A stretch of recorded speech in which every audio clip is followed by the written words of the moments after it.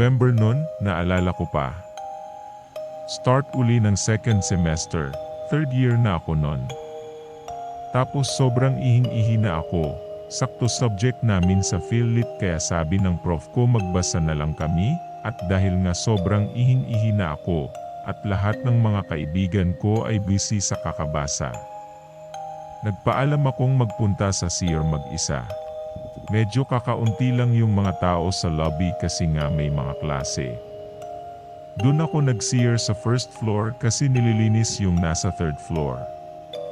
Pagpasok ko, napansin kong walang tao. Medyo natatakot ako noon kasi nga alam naman nating maraming multo sa main building pero sobrang ihing-ihi na ako yung tipong gusto na pumutok ng gallbladder ko kaya wala akong nagawa. Naglakas loob akong pumasok. Doon ako umihi sa first cubicle.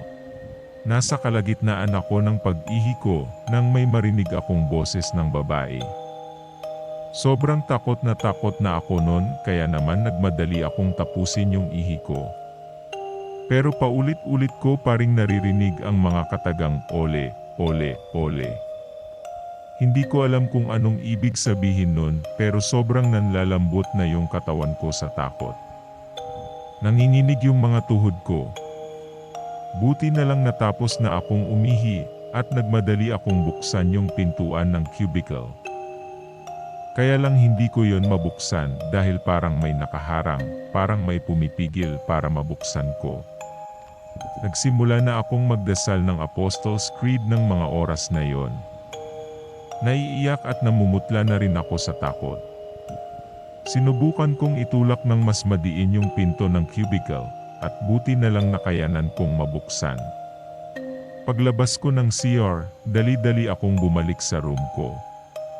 At dahil na rin sa sobrang takot, parang pabalibag yung way ng pagbukas ko ng pintuan, kaya nung pagpasok ko, lahat sila nagtinginan sa akin, pati na yung prof ko. At lahat sila nanlaki ang mga mata nang nakita nila akong umiiyak at tila parang nawalan na ng dugo dahil sa sobrang putla.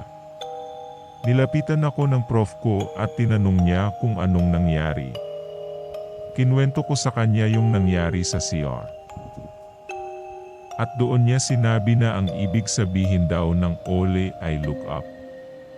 Pagkarinig ko nun, mas lalo akong humagulgol sa takot. Hindi ko alam kung ano ba yung gustong ipakita sa akin ng babae. At paano na lang kung aksidente akong napatingala, ano kaya ang makikita ko? Ayaw ko nang isipin. Basta isang bagay lang ang sigurado ako, hinding-hindi na ako magsisiyar doon kahit kailan. At diyan natatapos ang ating kwento.